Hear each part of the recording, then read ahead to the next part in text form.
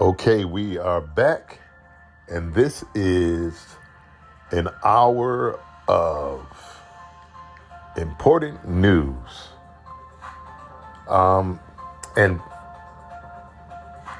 let me say this. We're going to continue, obviously, with BRICS, what we're talking about, how this new alliance is changing the world landscape and how the sentiment of these nations coming together has a great effect on world economies and how shifts it shifts the paradigm, and it shifts the paradigm away from the existing powers that have and are currently running world economies. And so I want to continue with reading some information to you and giving you information and how this is going to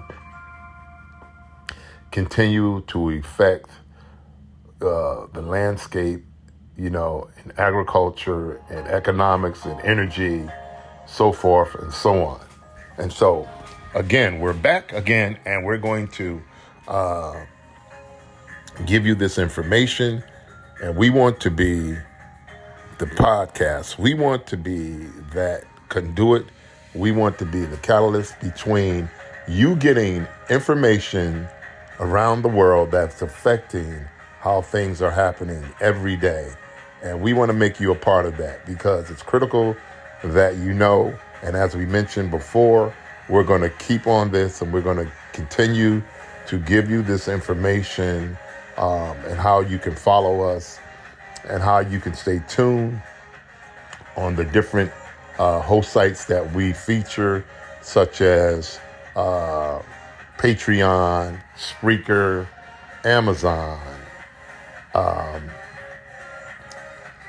Anchor, Spotify, Podbean, and so forth. So all of those sites you can find us on, okay? And we'll be giving you information, and there are already, of course, podcasts on there that you can go and subscribe to and listen to because they have great information, and they have information that is critical for living every day, that affects our everyday lives, such as, agriculture, such as, us buying food and putting gas in the car and your living conditions and so forth and so on. Okay, so make sure that you do that. Make sure that you go on and like, subscribe, and give us some feedback. Let us know what you think, okay? Because it's very important. And be sure to do that for us. And we'll be so appreciative that you respond and that you are doing likewise when you come on and you visit us, okay? So it's critical that you do that. So we're going to give you, and we're going to continue to give you this information as we move on ahead.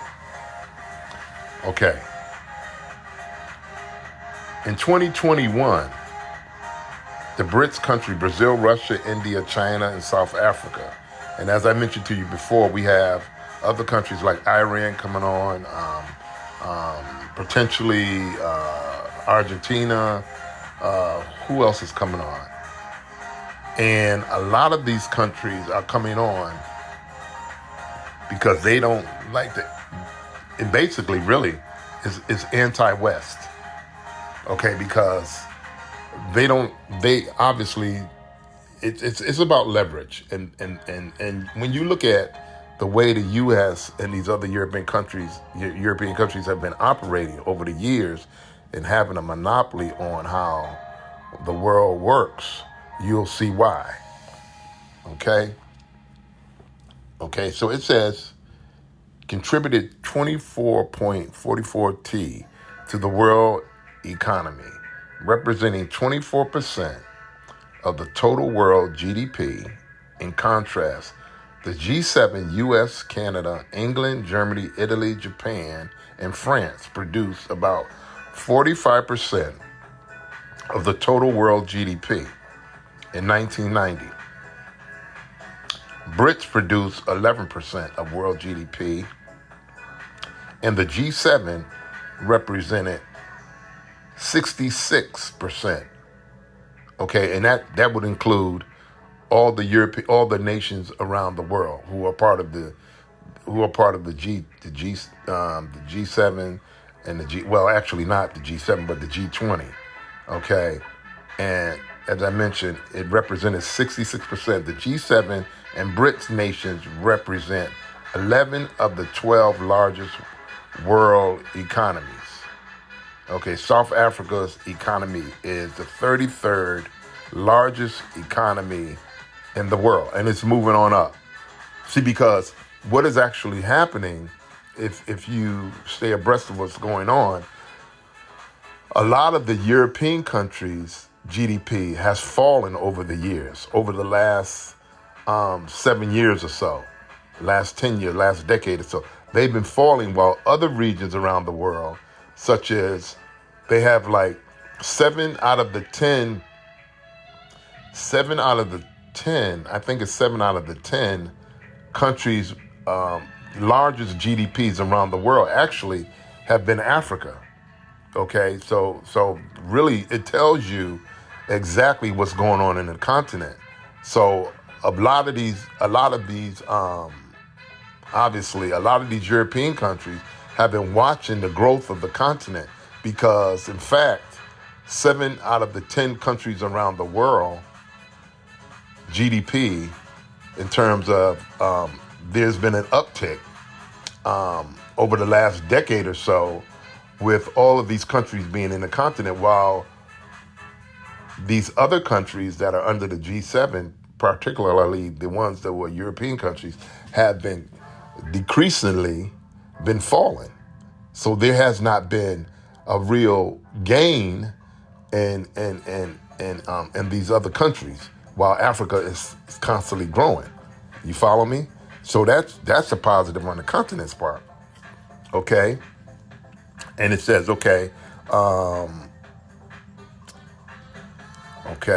it says Japan, represents 66% of the G7, and BRICS nations represent 11% of the 12 largest world economies. South Africa economy is the 33rd largest economy in the world, as I just read.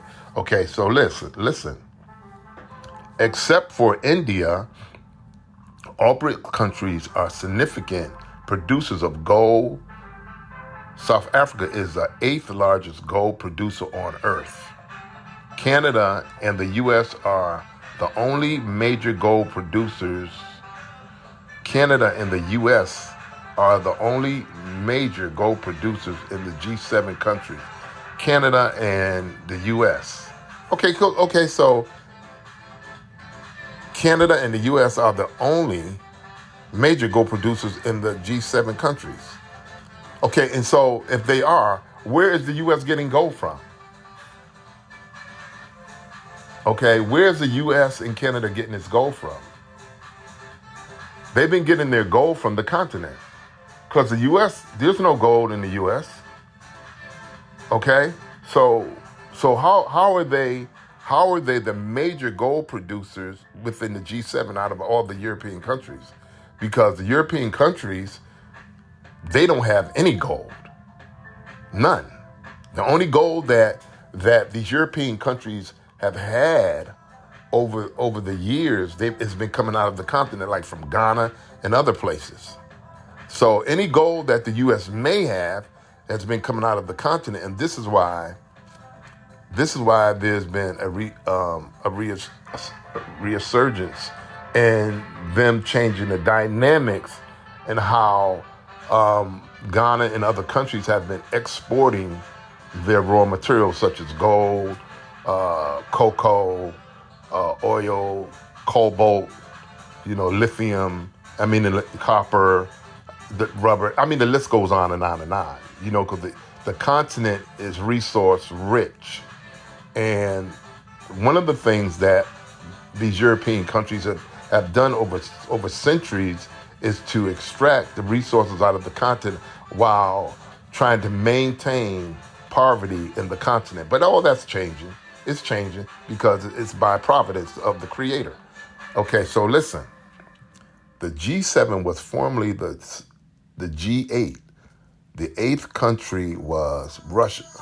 The G8 kicked Russia out of the strategic alliance following the 2014 Russian annexation of Crimea, a Ukrainian peninsula, despite China's massive economy.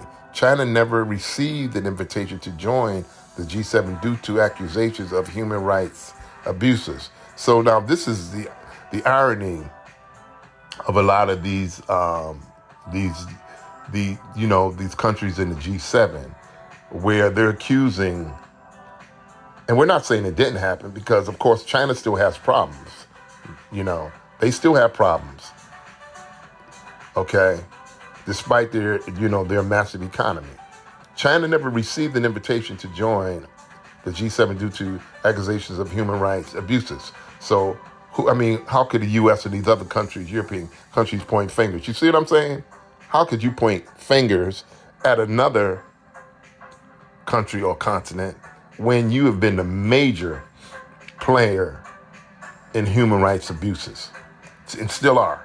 The international system of bank payments is called the SWIFT Society for Worldwide Interbank Financial Telecommunications System. Appropriately 42 million SWIFT transactions happen daily. SWIFT transactions mostly happen in U.S. dollar. Countries receive sanctions through the SWIFT system. So basically, as you already know, if the U.S. doesn't like something, they're going to sanction you. It's a chess game, y'all. And that's what they do. And see, so now, the U.S. has just recently, and having some time, just put sanctions on Zimbabwe, because Zimbabwe say, you know what? We don't like how you do. And so they need the lithium that's coming out of Zimbabwe. And Zimbabwe said, no, we're putting a ban on exports of lithium going out of Zimbabwe to the U.S. And so what does the U.S. do in their reaction is to put a sanction on Zimbabwe. See, but all of these countries now who are in close alliance with one another are saying, okay, we'll get these sanctions lifted one way or another.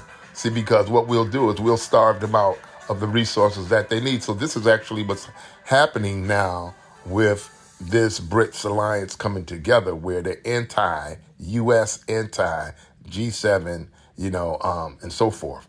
Okay, so let's read on. The BRICS countries have increasingly taken steps to de-dollarize their economies and protect themselves from sanctions. That's that key word, sanctions. See what I'm saying? For years, discussions about trade settlement outside of the SWIFT system have been common among BRICS countries. Russia President Putin made remarks in June echoing this sentiment, referring to BRICS developing reliable alternative mechanisms for international sentiments and exploring the possibility of creating an international reserve currency based on the basket of BRICS currencies. Okay. SDR, which is special draw rights, are a basket of currencies used for international transactions issued by the IMF, International Monetary Fund. There's that organization. Okay, SDRs are primarily US dollar, euros, British pounds, Japan yen, and China's yuan. In response to Russia's sanctions, China and Russia have been accelerating efforts to create an alternative to SDRs. The BRICS are trying to build a basket of member country currencies for international transactions. If the BRICS successfully create an alternative to SDRs, there would be two world economies, BRICS and G7. So basically what is happening, that if the BRICS that have all these member countries that are part of this alliance create a currency among themselves that would compete that that would compete to de-dollarize the U.S. and the euro and the British pound and all of these other currencies that are currently affecting the economies around the world. See, because again, how the U.S. remain solvent and keep, for lack of a better word, their dollar strong, which we are, just printing money and printing money, and you actually know how that goes. Printing money doesn't make your economy strong, okay, but it actually reduces the strength of the GDP that that keeps the country solvent, because obviously we know that the U.S. is not exporting anything. We have little manufacturing industries anymore other than what we already have here, but when we're talking about industries such as what we had during, what they would call the Cold War within the 30s and 20s and all that, when you had an industrialized economy, the U.S. doesn't have that anymore. Okay, so now we have the Brits through this alliance who are potentially forming this new currency to actually compete and undermine and outdo what they have in the G7. Okay, so listen, and we're going to give you some.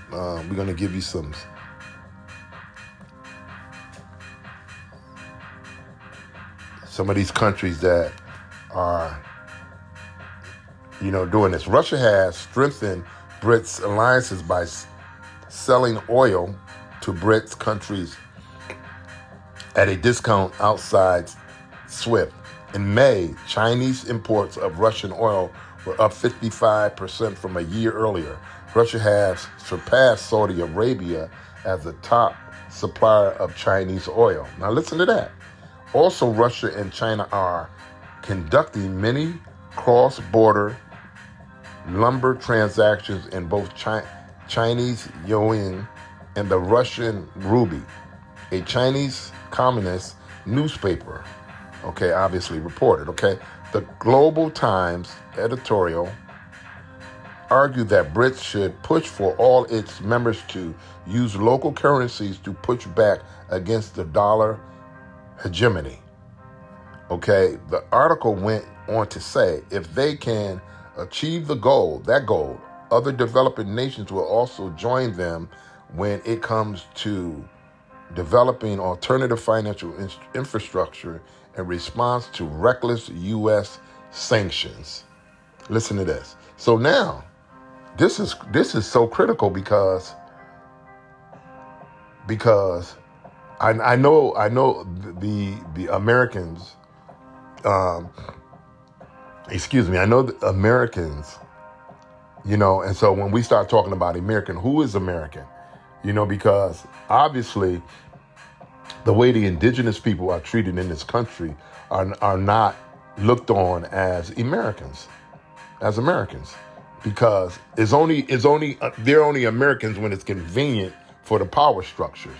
So this is so critical now because we're talking about de-dollarizing the U.S.'s currency, which is weak anyways. But like I said, it's only strong when you can keep other economies weak. That's the advantage, of course, that the U.S. has had over, undeveloped countries that are now being developed, And so, in other words, this is why there was a young lady who was an economist who did she did a thing on, what do you call it? Or was it MX something? But anyway, she talked about why is the U.S.'s dollar, so in other words, so for an example, $20 of the U.S.'s currency would be something like thousands of other people's currency for them to make, you know what I'm saying, for it to be equivalent to the $20. So in other words, you know the game. That's the way they keep it. That's the way they keep it solvent. They keep it strong. So let's read on. Iran has applied to join BRICS. Now listen to this. Russia is Iran's ally, and China is the primary customer of Iranian oil. Iran's significant oil deposits are probably desirable to the other BRICS nations. Argentina, as I mentioned earlier, has also applied to BRICS. Argentina has large deposits of oil and metals and beef production. Now listen to this. Now this is a lot of power. This is a lot of power because we know that in times past, the U.S. has sanctioned and put embargoes on Iran. You know, when Ayatollah Khomeini and all this stuff was going on during the 70s. Okay, so now we have all these countries that are coming and becoming a part of the BRICS alliance, which in fact is a very strategic move to topple the G7 and the European Union and all these European nations that have for so long had precedence and power over these nations. And so what does that say for the indigenous people around the world and the Americas? It's going to be a time of unrest because, you know, unfortunately, but the Creator's going to take care of his people. You don't have to worry about that. Okay, he's going to take care of his. Trust me. Okay, but these countries now, what is happening is these countries are starting to feel, and it's obviously there's more to it than that.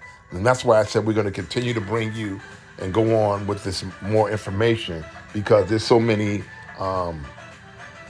different nuances that are actually happening, interwoven in this whole process. But again, it says Iran has applied to join BRICS. Russia is Iran's ally, and China is the primary customer of Iranian oil.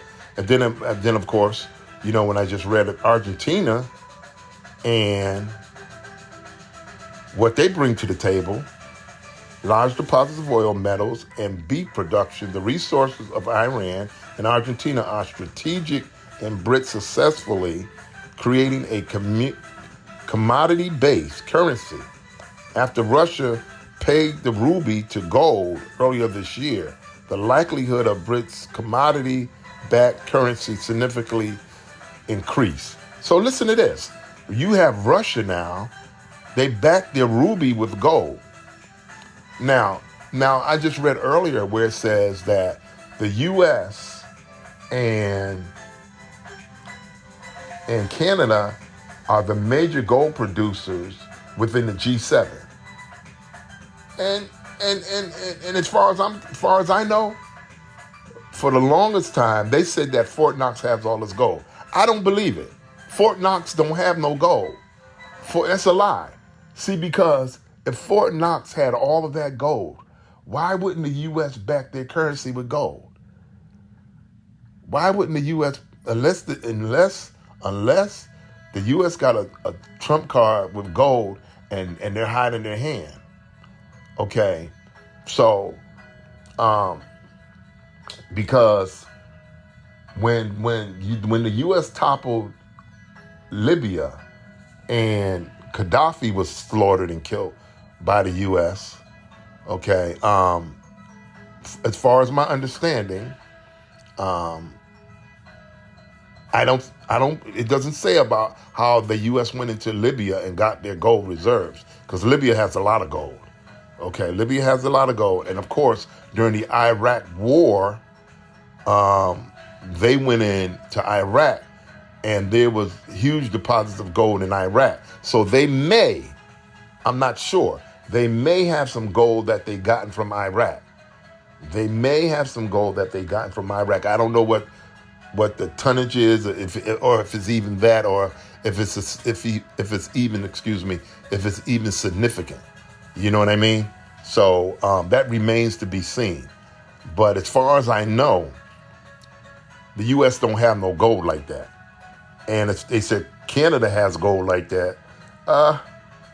I'm gonna do some more looking into that, and we're gonna be giving you, we're gonna keep you up to snuff on what's happening with that. But let us move on, and we're gonna close out here in a little bit, and we're gonna come back because, as I said, here's an hour of power. We just giving you basically in half an hour in the first podcast, close to it. We're gonna give you that in this one, and so we're gonna continue with this and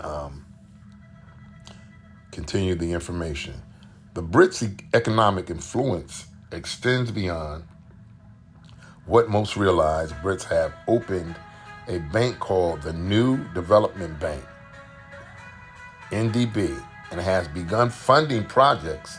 A joint statement from Brits finance ministers and central bank governors said, "We encourage the NDB as a leading provider of solutions for infrastructure and sustainable development, expand local currency operations, improve its credit ratings, including undertaking more co-financing ventures." Okay? The Brits are gaining economic significance, but the dollar remains strong due to petrodollar recycling. Okay, the petrodollar system is the agreement between the U.S. and Saudi Arabia to keep the oil trade in dollars. 80% of international oil trade happens in U.S. dollars. Petrodollar recycling happens after dollar-based oil transactions, and the dollar gets recycled into foreign investment and infrastructure. If petrodollar recycling ends and trillions of dollars return stateside, there will be an unimaginable inflationary event, which is basically now going to happen. See, because what is happening is that Saudi Arabia is telling the U.S. they've been pulling a chess move on them. They're telling the U.S. now, you're not getting the oil for $60 a barrel anymore. And then not only that, they're saying that the petrodollar, that's not how we're going to operate.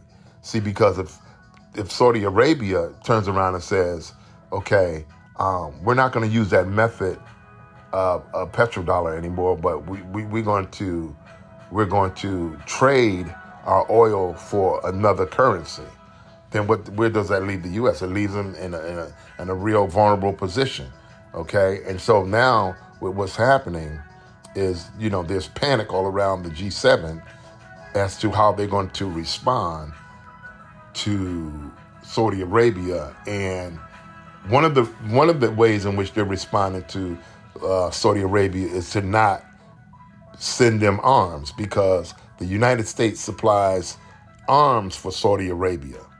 Okay, even though Saudi Arabia has a small army, they're not huge, but they supply Saudi Arabia's weaponry, and so I don't know how Saudi Arabia is going to respond to that.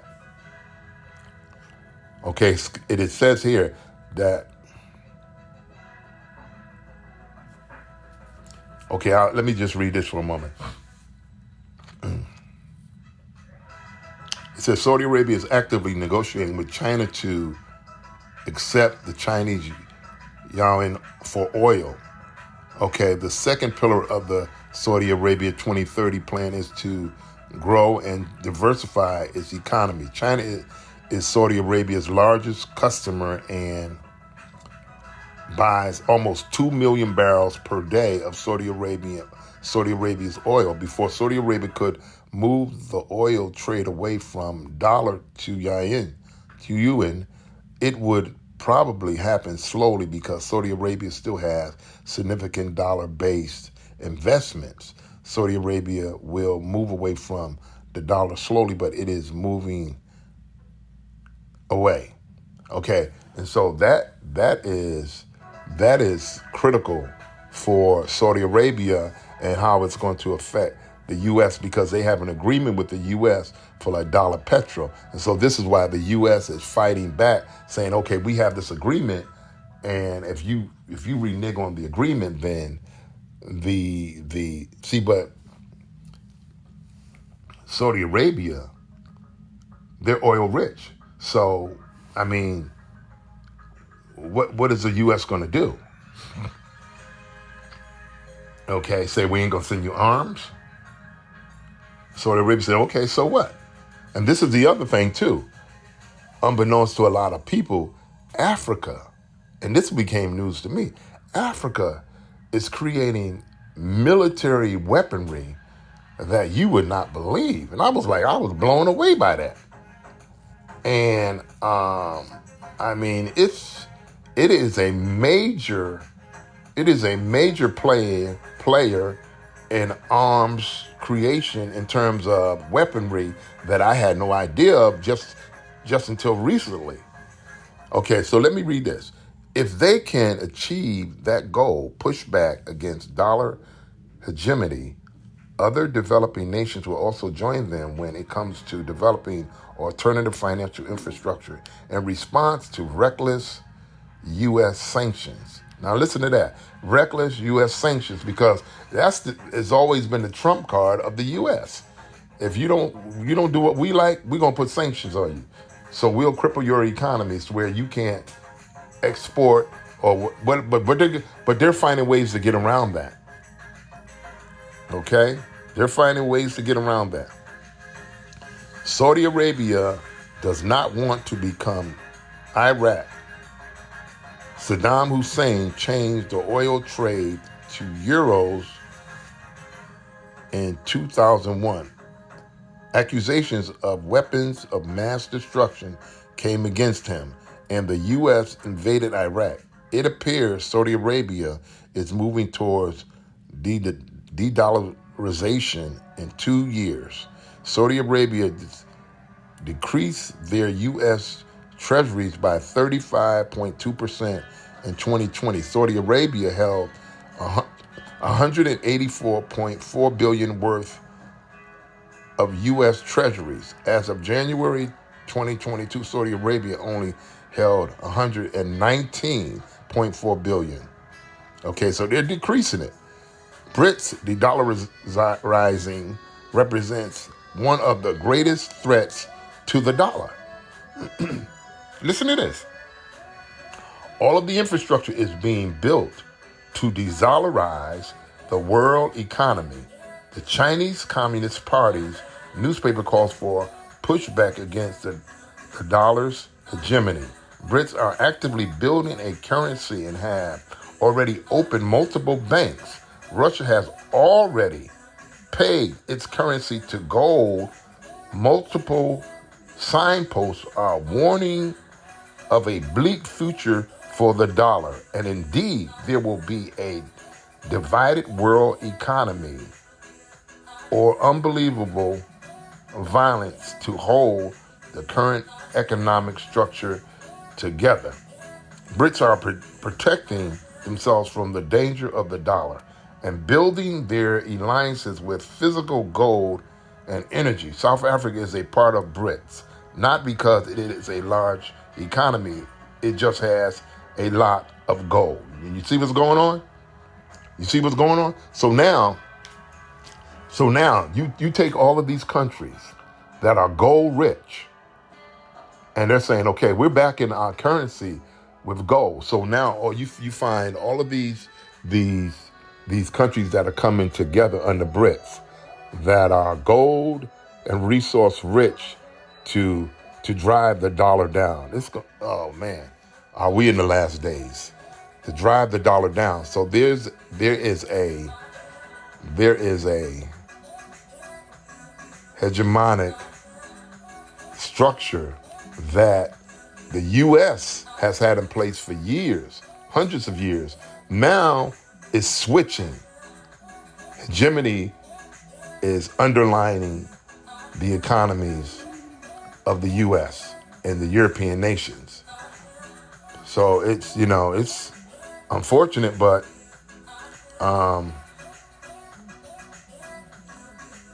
Listen, lastly, the decision to buy gold is straightforward.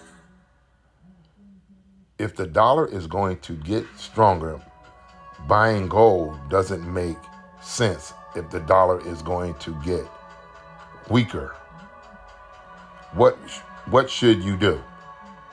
You have an important decision to make. Okay? And what is that decision?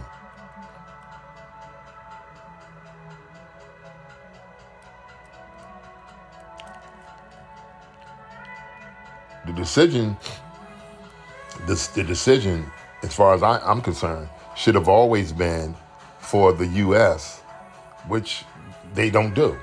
They don't deal with people fairly. They don't deal with people, amicably. They don't deal with people righteously, and so it's coming back to bite them, And so again, that's what it is.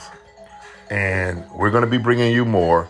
So stay with us, and we'll be seeing you in the next podcast. And we got more to bring to you. And make sure that you go to the website and you subscribe, you like, and you share. Okay? And we'll be bringing you all the world news that matters. Okay? And so it is very important that you continue to stay with us, you continue to support, you continue to listen. And we're for you. So have a great day. Until the next time.